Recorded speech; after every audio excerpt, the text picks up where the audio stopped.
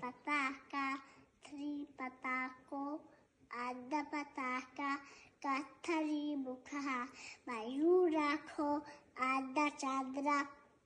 Rala, Sukatundakaha, Ustisha, Shikarakasha, Kapita, Kataka Mukha,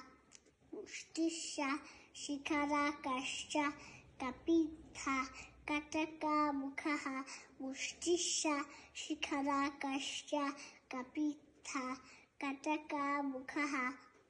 Suchi, Chandrakala, Padmakosha, Sarpashirastataha,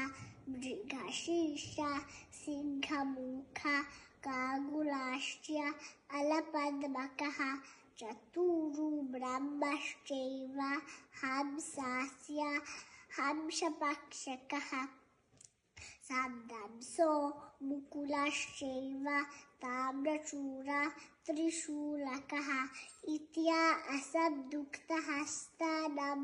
Ashchabikshatirita,